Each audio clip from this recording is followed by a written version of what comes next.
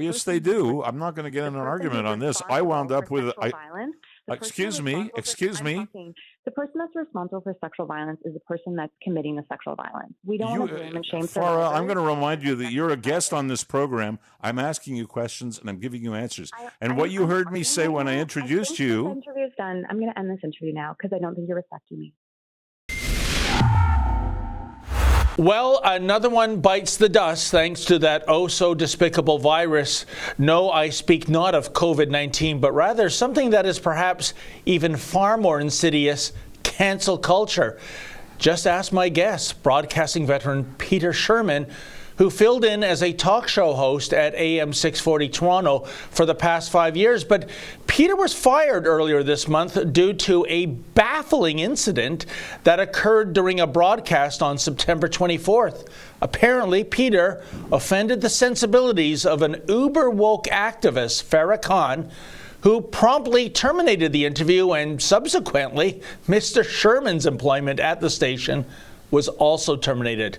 But the question arises, why? What crime did Peter commit to deserve such an economic death sentence? And joining me now is Peter Shurman himself. Hey, Peter, how you doing? Long time no see. Well, we know each other for a while, and yes. Yeah, it must be years since we've sat together. Right. Now, this is absolutely incredible, and I think before we start to deconstruct it, let's throw back to that less than 4 minute clip where you are introducing Farah Khan and things just go right off the rails, no fault of your own, I might add. But here it is, folks. This is what the interaction was like with Mr. Shurman and Ms. Khan back in September.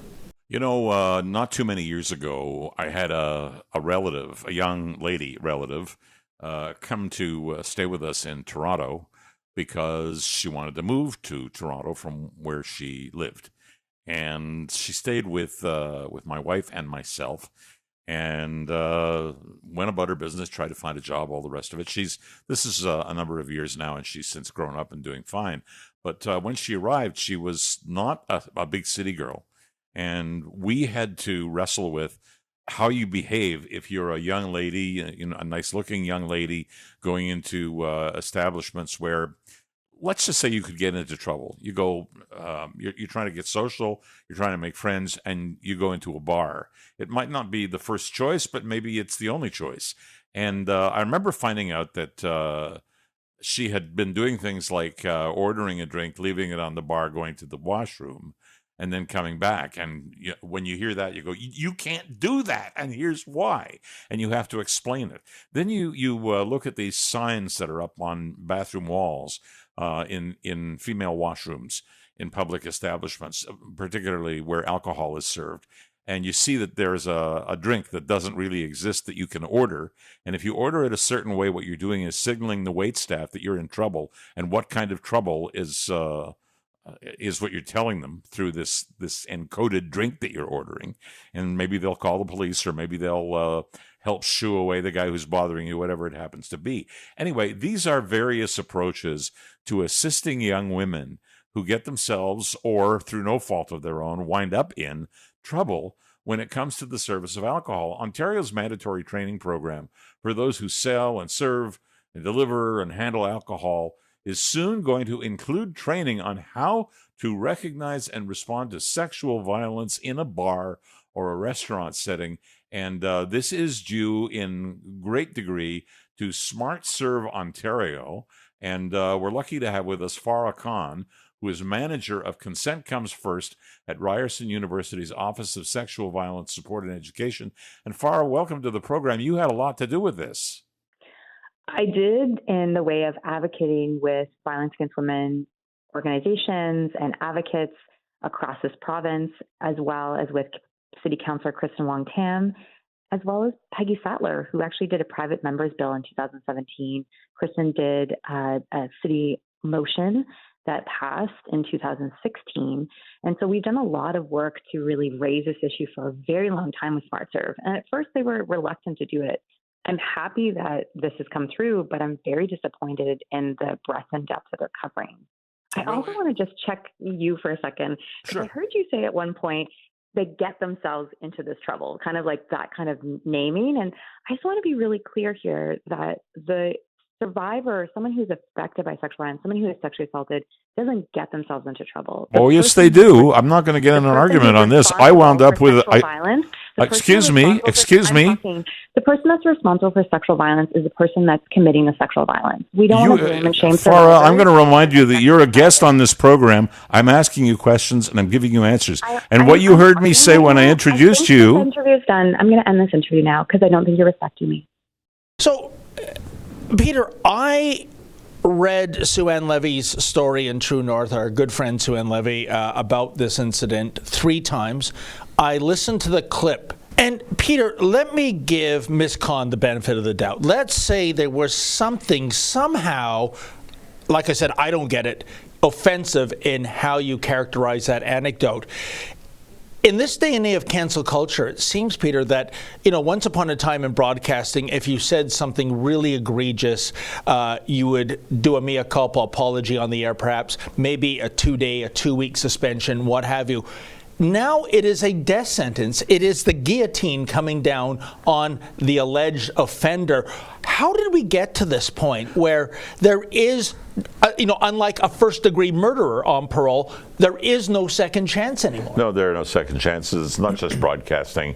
I don't know other than what she does, who Farah is, so I don't attribute this to Farah, but I think generally speaking, woke culture, which is trying to turn society upside down and create, instead of equality of opportunity, equality of results, and they're, by adjusting everything from a school test to like an SAT, for example, to address the different layers of society, to changing rules, generally speaking, to the point where anybody who doesn't get inside the circle that they've formed is a bad guy and therefore guilty of everything. It goes to why are we pulling down statues in the states of Washington 100%. here and this is not the Farah thing, this is just what's going on.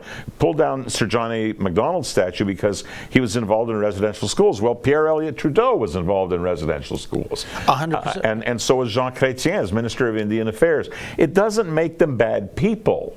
It makes them people who followed a dogma of the times that nobody can justify, but you don't change a dogma of the times 20 or 30 or 150 years later. You record it as history and you try not to repeat it. But folks like this are saying, no, if you want to say or suggest in any way, shape, or form that you have to teach a young girl not to leave her drink on the bar because she'll be in danger, you're part of the problem because she should be able to leave her drink on the bar. And I'm saying, no, I don't think so. And the offensive line on my part was, excuse me, you're a guest on this show. The people who run the company, Chorus Entertainment, decided that that was egregious. They believed her when she said that she had received a barrage of hate email threatening her family and threatening awful sexual things. I'm not saying she didn't, but I've never seen one. But you're not responsible for that. And I'm not responsible By the way, welcome to my world when it comes to threatening emails. But Peter, I want to speak to the people in charge because in the bigger picture, I think this is so important to address. Earlier this month, I thought there was a real line in the sand, and thankfully it turned out a happy ending for those who hate cancel culture and those who are pro-free speech. And that was Netflix airing that 3rd Dave Chappelle comedy special. And everybody's talking about that. Everyone's talking about that, and they're probably getting better ratings than they could ever believe. But it focused on gender and transgenderism. Yeah. And you had the radical transgender people, including some of whom are employees at Netflix, throwing a hissy fit. No, you cannot air this so-called hate speech. The co-CEO of Netflix, he said in the old days, the old saying, Peter, the show must go on. The show did go on. Probably part of the reason was they paid $60 million for those 3 concerts.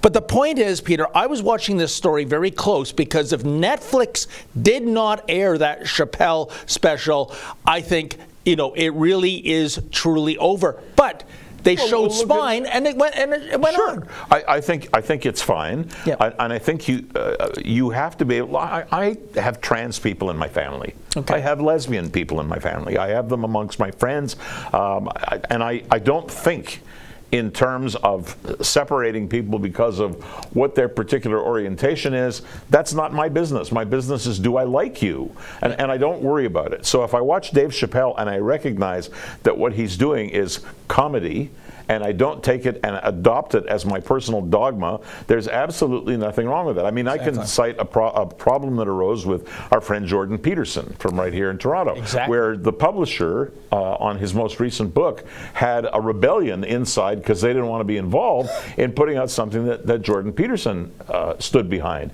Jordan Peterson is the guy who says, his basic fame arose from one thing, saying, I'm not going to use some pronouns that the government's going to force me to use because I satisfy a particular group, and I happen to agree with him. But that has nothing to do with being anti-trans. That's the last thing I would be. I doubt very much that he feels that way. You know, Peter, I wouldn't even call it anti-trans. I think the commotion was coming from the radical trans community. I think there's probably trans people, they had their identity reassigned, what have you. They want to go on with their life. They don't want any attention. But it's this radical element. It's a percent of a percent of a percent, and yet you have executives, including the executives at Chorus, that bend the knee to the radical activists. And I don't know why. And by the way, we did reach out to Larry Gifford. He's the national director of talk radio. I'd never met him before 3 weeks ago, but he's a nice guy. I'm sure he is, but for a guy that's the national director of talk radio, he doesn't like to talk that much. Here's how it went.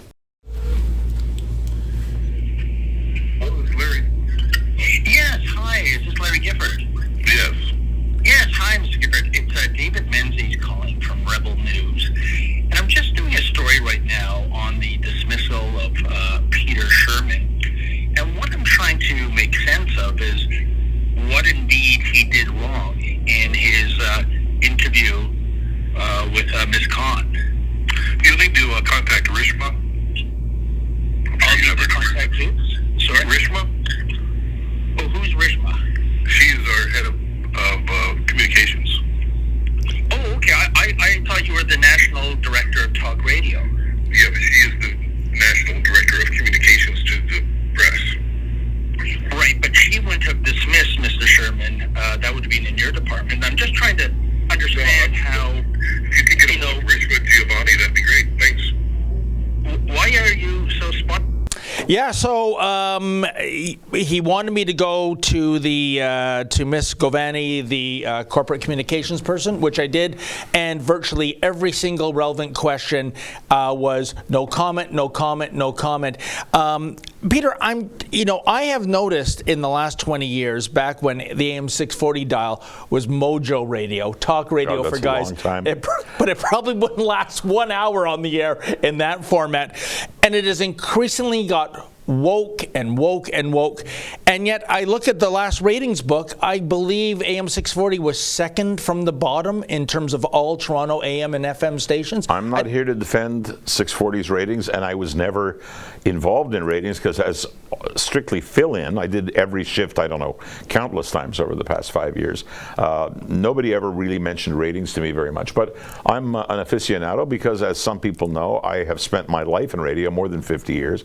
I ran the biggest stations in the country like CFRB Toronto, CJAD Montreal. When the head honchos at Chorus came to you, did they offer you an opportunity, I don't know, to apologize? Like I said, you hadn't done anything. No, the first thing they did was say, what can we do to address this? Because they were very upset. I was less upset. I thought that I hadn't done anything wrong, but I had thought that there was a crossing of swords, if I can put it that way, that was important enough to let them know. So, I mean, during the show, while it was still underway during commercials, I flipped a text to a middle management person who his title is acting executive producer of the radio station. And I said, look, there was an occurrence at 4:05, or words to that effect, in a segment that you might want to check out because it may come back to bite you. In other words, I wasn't running away from anything, and I was aware as a longtime radio executive that there are things that can be iffy. So I, my first contact in dealing with this was to hear that, well, number one, why do you think that this is happening, and what do you have to say for yourself? And I said, well, I'm not happy with that. It wasn't a good exchange. I would have liked to engage her, and I'm sorry that happened. Are you prepared to write a letter of apology? Or maybe I said, maybe we should write a letter of apology. My attitude would be not that by writing a letter of apology I was capitulating, but rather if this woman was offended, then she deserved something. So they said, okay, write a letter of apology. And I wrote a letter of apology. They didn't feel it was strong enough. They modified it to add some effusive language, I would have to say. Then they asked for my, did I have a signature file? So I sent all of it. I figured I will capitulate. Look, my goal at this point is to move on, and my expectation was go back to the next shift that you're assigned and keep doing this, and let's not have one of these happen again. That's not what happened. So they have this letter. I feel, and if I were asked this, under how do I put it? If I were sworn in court and I was asked, why did you write this letter of apology? I would say it was under duress. And the letter of apology didn't go. It was dated September 27th, so this event was on a Friday. The letter was dated Monday. I was told that she would not accept the letter, whatever that means, but that's what I was told. About a week went by, and the two senior executives I was dealing with got on video conference with me, and she's prepared to accept the letter. Would you send it to this address? And the address, interestingly, was not to her, it was to her wife. And so who's a councillor with the City of Toronto. That doesn't mean anything, just except saying. That she's uber far left. That's where I was to address it. So I did address it, and I sent the letter along. I have no idea if it was opened by Councillor Wong Tam, if it was transmitted to her wife. Farah, I have no idea. But following that, I got an acknowledgement, an unsolicited email memorandum from one of the senior executives saying, I'm really happy that you sent that letter. I'm just paraphrasing here. I think it goes a long way and whatever. And I left it, and we won't be speaking to you till next week. Well, it was Thanksgiving weekend, and I got a note on Friday, not a note, but a video invitation to a Teams conference on Tuesday. And on Tuesday, I was facing two executives, one of whom was the fellow you contacted, Larry Gifford, who sat there and read from a prepared text, looking up at the camera, kind of like you would do if you weren't used to video, where he's informing me that my services are no longer required. And I'm going, what? I enjoy the microphone. I'm not afraid of the microphone. Everything I do pretty well is ad lib, which is why sometimes choice of words could be better. And I'll give you an example with the Farah interview. When I said about my relative got herself into trouble, I kind of used the first phrase that popped into my head, and that's what she took umbrage at, because she contended that women don't get themselves into trouble. And I said, oh yes, they do. But what I was trying to do in the push and shove was say the getting yourself into trouble does not mean they're the ones who are responsible for getting attacked sexually. They're people who, you might get yourself into trouble, if I'll use the same example again, if you walked against a red light. That's getting yourself into trouble. Exactly. Okay, and so my relative was never attacked, was never even approached. So that's what I was trying to say. Peter, I got to ask you, I think you were the victim of a snowflake who found offense in something that was completely inoffensive. You're also the victim of gutless, spineless executives who think that let's let this problem go away by just throwing a dedicated professional under the bus. I think it's despicable. Last question. What is the future for Peter Shurman in terms of broadcasting? I'm glad you asked that. I'm going to be shameless here. I've got work. I was starting a podcast a couple of months ago. I wasn't going to give up the radio. I was going to do the Peter Shurman podcast, which is a working title. It'll have some other name. But we've amped that up, and I've got a couple of people working with me on it. If you want to know more about it, please visit petershurman.com. Shurman with a U, so PeterShurman.com, and just register to be notified when we go live, which is probably mid-December, and we'll be happy to notify you. And if you want to follow me, at Shurmanator, at SHURMANATOR on Twitter, and that's how you get to me, and it's how you find out more about what I'm doing. But we think the podcast is going to be great. Looking forward to it. You'll probably have a bigger audience, and just like the Terminator, looks like the Shurmanator, I'll be back, to use that famous quote. Peter, thank you so much for coming into the studio, making time for me, and best of luck on your podcast. Absolute pleasure. Thank you, David. Thank you. Folks, can you imagine vaccine passports are a fact of life in Canada? Do you think that's right, to have medical apartheid? Well, I sure don't.